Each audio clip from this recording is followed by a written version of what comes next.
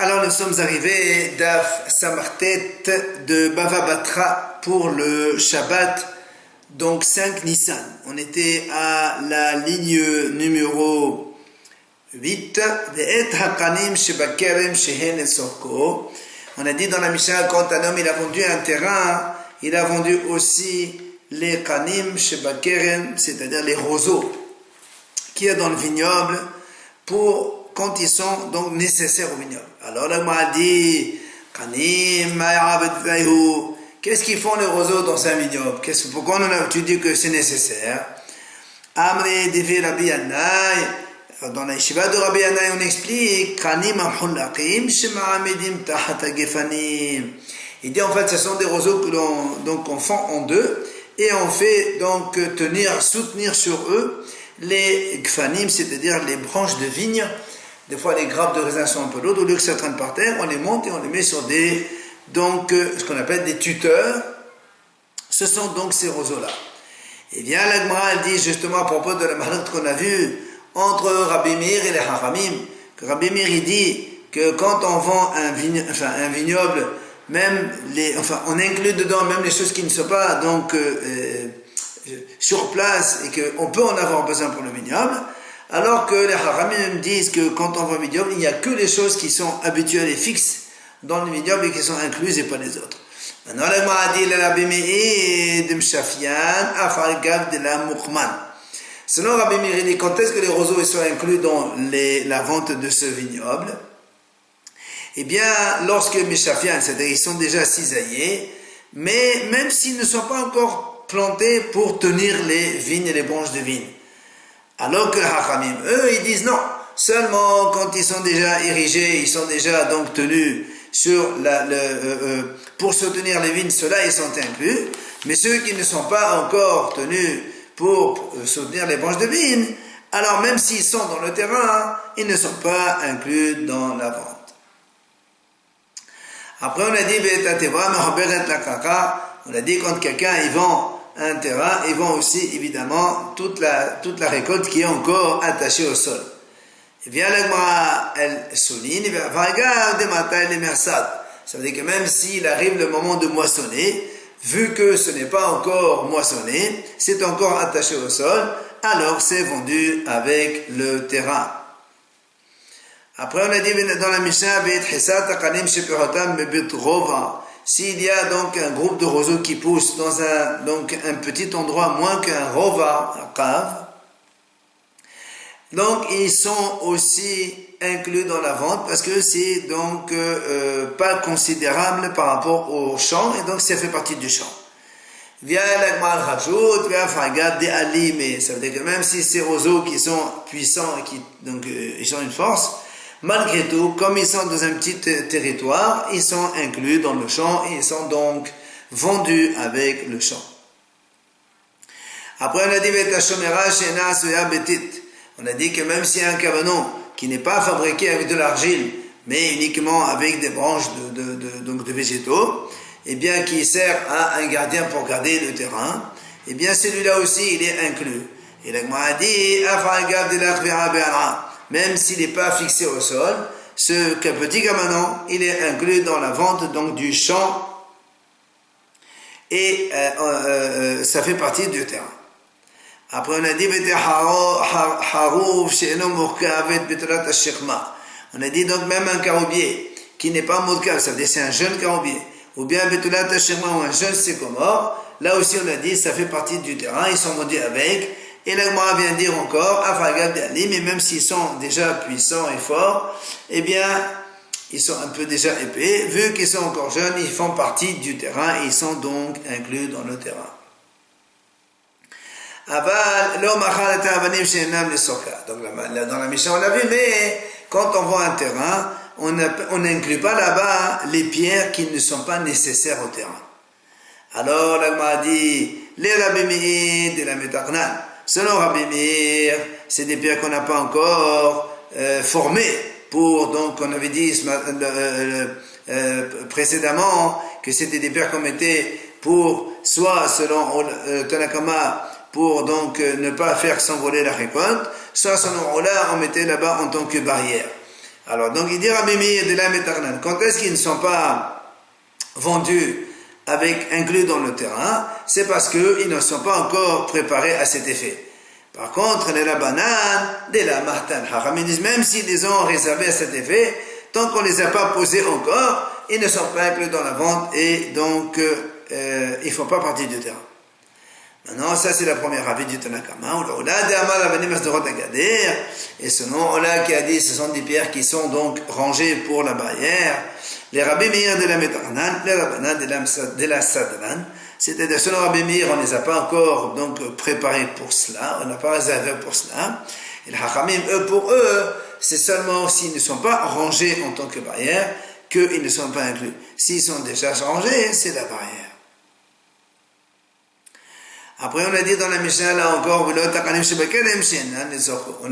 on n'inclut pas dans la vente les roseaux dans le vignoble qui ne sont pas nécessaires au vignoble. Alors, on m'a dit, ça veut dire quoi, hein? Les Rabbi Meir de la Mishafian, les Rabbanan de la Mukman. Selon Rabbi Meir, c'est quand on ne les a pas encore cisaillés en deux pour faire tenir dessus les branches de vigne. Ceux-là, ils ne sont pas vendus. Selon le Haramim, même si on les a cisaillés, on n'a pas encore érigé sur le vignoble. Là, donc, de là, donc, le Mukman, on ne les a pas encore mis, alors ils ne sont pas inclus dans la vente. Mais là, on a dit même les céréales qui sont donc détachées du sol, ils ne sont pas vendus avec le terrain. Même s'ils ont encore besoin d'être sur le sol, par exemple pour être séchés au soleil, vu qu'ils sont détachés du sol, ils ne sont pas inclus dans la vente. Il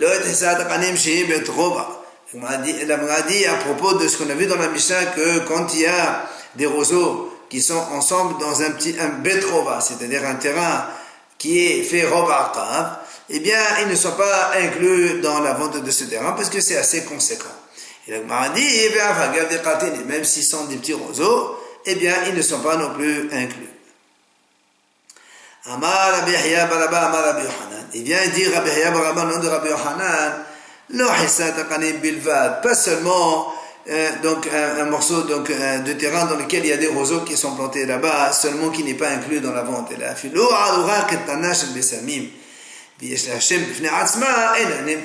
dit même s'il y a un carré de bessamim, par exemple de fleurs ou d'encens qui sont plantés dans ce terrain, et ce carré-là, il a un nom qui lui est propre, eh bien, il n'est pas inclus dans la vente donc du terrain.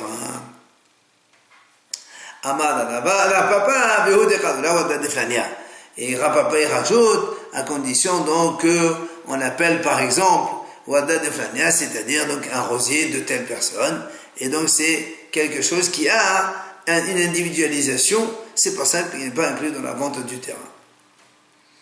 Après on a dit s'il y a maintenant un cabanon qui est donc fait à partir d'argile pour se servir donc au gardien qui vient garder le terrain, celui-là il n'est pas inclus dans la vente du terrain. Et donc on a dit même s'il est attaché au sol, eh bien vu qu'il est en argile, eh bien il n'est pas inclus dans la vente. Alors Rabbi Elazar vient Rabbi Elazar et pose une question. Mal benot shel petahim, mao. Il dit Rabbi Elazar, le cadre des portes, donc quand il y a des portes, en général il y a des cadres autour, c'est un peu pour soit consolider le mur ou pour la beauté de la chose. Alors Rabbi Elazar pose la question, est-ce que quand on voit une maison, le cadre de porte il est aussi inclus dans la vente ou non? Alors on m'a dit, ça dépend. Si ils sont collés au mur, donc ce cadre-là qu'on met autour de la porte, il est collé au mur, cimenté au mur, c'est sûr, il n'y a pas de question, il est collé, donc ça fait partie de la maison. La question c'est quand par exemple ce cadre-là, il est accroché avec des crochets ou avec des pointes, et donc il peut se détacher. Alors quand on voit la maison, est-ce que ce cadre il est inclus ou pas? Dans le même registre, quand il y a maintenant des cadres autour des fenêtres, il y a aussi des fois des cadres pour faire joli. Alors il dit, est-ce que est-ce qu'on va dire c'est seulement c'est pour de la décoration et donc le monsieur il n'a pas vendu ça, il veut la reprendre, Ou tu vas dire non, puisqu'ils sont collés au mur, alors ça fait partie du mur et c'est donc vendu avec la maison. Là encore, la Gemara dit Tirkou. Enfin, Rabbi Yirmiyah. Rabbi Yirmiyah, il pose une question un peu la même chose. Malbenot shel keneh hamita. Avant, quand ils avaient des lits, en bas, comme le sol était de la terre, alors le bois, il pouvait s'abîmer avec le sol. Qu'est-ce qu'ils faisaient? Ils mettaient un petit peu comme ça, ce qu'on appelle malbenot, une sorte de bassine ou quelque chose qui tient le bois pour ne pas qu'il y ait contact avec la terre. Alors, il dit, quand quelqu'un il vend un lit, est-ce que ces repose-pieds de lit, est-ce qu'ils sont vendus avec eux? Non. Là aussi, la Gemara dit, si vraiment ces petites repose-pieds, on va dire comme ça, soutenir le pied, ils sont collés, mais quand on déplace le lit, ils sont déplacés avec, ils sont vissés ou collés, c'est sûr, il n'y a pas de question, ils sont vendus avec. Puisqu'ils se déplacent avec le lit. Quand la question est, c'est quand ils ne sont pas déplaçables avec le lit. Quand ils soulèvent le lit, les quatre repose-pieds restent en bas. Alors, est-ce qu'ils sont vendus avec le lit ou pas? Tirkou la Gemara ne répond pas.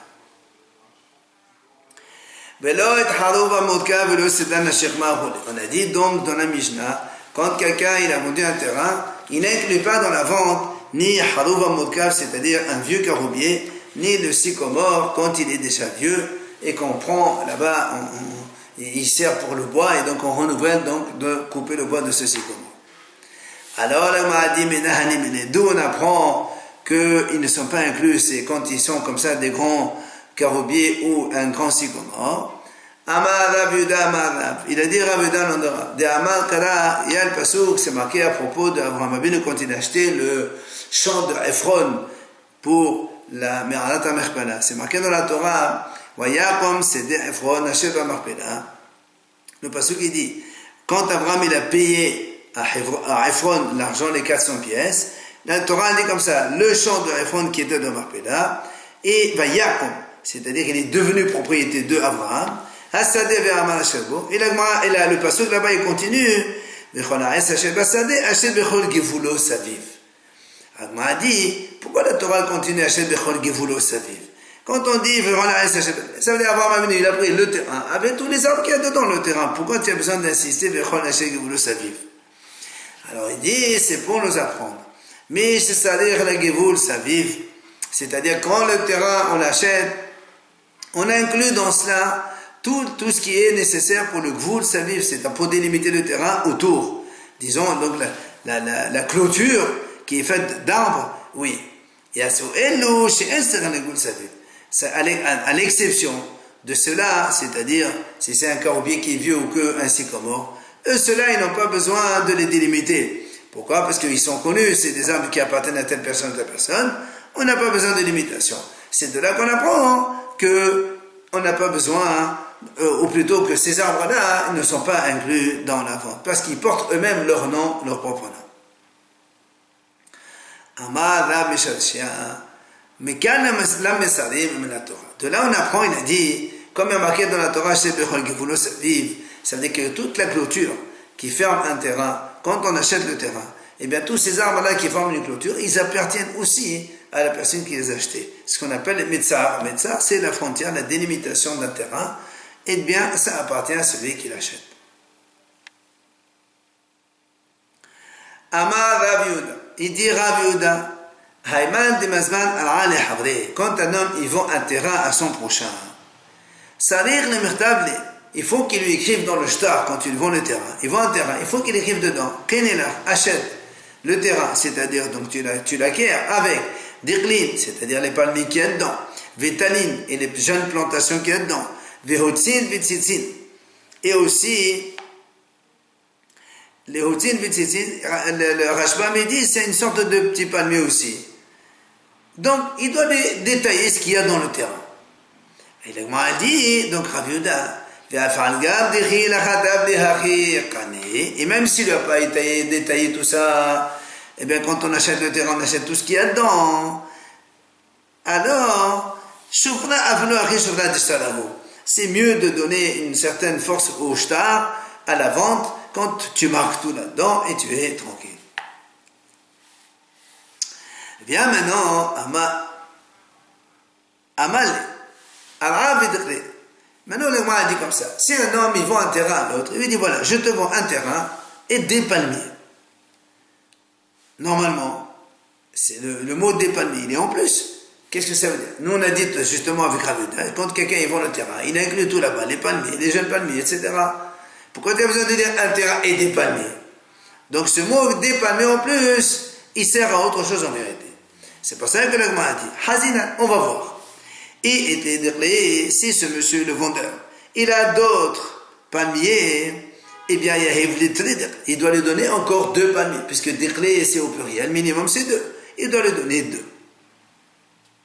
Et si maintenant il n'a pas de palmiers, ce vendeur, il doit lui acheter encore 2 palmiers, il lui donne, parce qu'il a dit, je te vends un terrain avec 2 palmiers. Si maintenant il a des palmiers mais qui sont hypothéqués pour autre chose, il doit les racheter et il lui donne 2 palmiers. C'est parce qu'il a employé des mots en plus, alors ce mot-là, ça signifie que tu donnes autre chose en dehors du terrain. Autre situation. Le Gemara dit, si un homme, il vend un terrain à l'autre, il lui dit, je te vends ara'a bedirle. C'est-à-dire, un terrain avec des palmiers dedans. Alors le Gemara dit, Hazinan, on voit. Et donc s'il y a vraiment des palmiers, donc c'est comme il a promis, donc c'est la vente, il n'y a pas de problème. Maintenant, et là, si maintenant il n'y a pas de palmiers, il lui dit, je te vends un terrain avec des palmiers, il n'y a pas de palmiers, mais c'est une vente qui est annulée, il l'a trompé, donc il peut rembourser. Maintenant, la troisième formule, Ara bidirle. Il dit, si un homme, il dit, je te vends un terrain, bidirle, c'est-à-dire qu'il pourrait faire des palmiers. C'est pas qu'il a déjà des palmiers, qui est apte à faire pousser des palmiers. Alors, la Gemara dit, dans ces cas-là, il n'a pas, même s'il y a des palmiers dedans, ils ne sont pas inclus dans la vente. Pourquoi? Parce que parce que lui, quand il a dit ça, il voulait lui dire, je te vends un terrain qui est apte à faire cultiver des palmiers. Donc, les palmiers ne sont pas inclus dans la vente.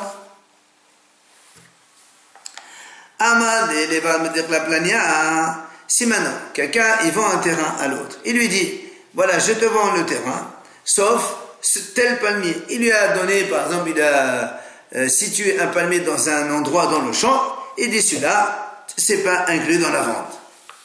Alors, la Gemara dit comme ça, Hazinan, on va voir. Et si c'est vraiment un bon palmier qui est donc très productif, comme il a dit le moché, le vendeur, c'est vrai qu'il a raison, donc il se l'est gardé, et il a raison. Donc il a vendu tout le champ avec tous les autres palmiers, mais sauf celui-là. Maintenant, si maintenant, quand tu dis c'est sauf celui-là, et celui-là c'est le pire, c'est le plus mauvais de tous les palmiers, a fortiori que les autres, eh bien, qui sont, sauf celui-là qui est le plus mauvais, a fortiori les autres qui sont meilleurs que celui-là, qui ne sont pas inclus dans la vente, évidemment. Amal est encore une autre situation. Si un homme il dit à un autre, je te vends un terrain, l'éval, mais il en est, sauf les arbres qu'il y a dedans. Alors, là aussi on voit. Et il en est, s'il y a vraiment des arbres dans ce terrain, l'éval, mais il en est. C'est que, il lui a dit, je te vends le terrain sans les arbres, donc c'est pas inclus. Et si maintenant dans le terrain il y a des palmiers, là aussi, puisqu'il lui a dit, c'est en dehors des arbres, alors l'éval, mais ça exclut les palmiers.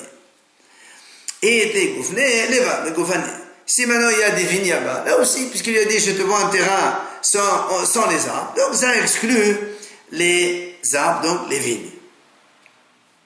Mais si maintenant il lui dit, quand il a dit je te vends un terrain sans les arbres, mais il y a Elane Vegoufane, il y a des arbres et plus des vignes. Alors là, ça veut dire qu'il lui a dit je te vends le terrain sauf les arbres, donc les arbres ne sont pas inclus, mais les vignes, elles sont incluses. Si maintenant il lui dit, s'il lui dit, je te vends le terrain sans les arbres, et il se trouve que dans le terrain, il y a des arbres plus des palmiers, Là aussi, les palmiers, il en est. Et donc, le terrain, il est vendu avec les palmiers, mais pas les arbres qu'il y a dedans.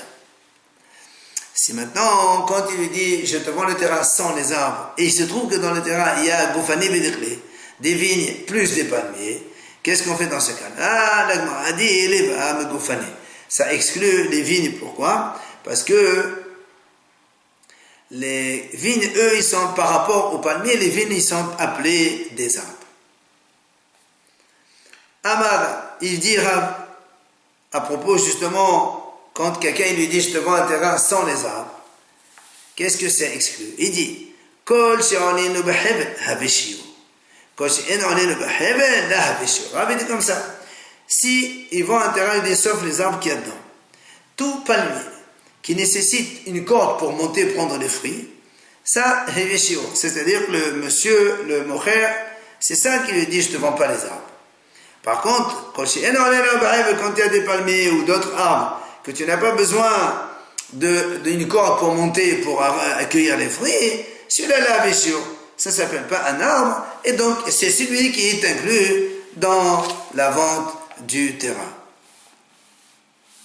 Maintenant, ça c'est l'avis de Rav. Mais Dayané Goula, les Dayanim de l'exil, c'est-à-dire Shmuel et Karna, comme on a vu de Maser Tzedek, c'est marqué, Rachman rapporte ça, Kol she'arol kovsho la veshio. Kol she'enarol kovsho ha veshio. Il dit comme ça, eux ils disent comme ça.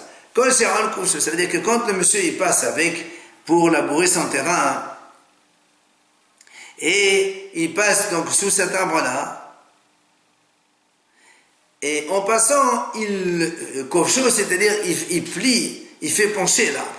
Alors ça, la veshio, ça fait partie du terrain, il a été vendu.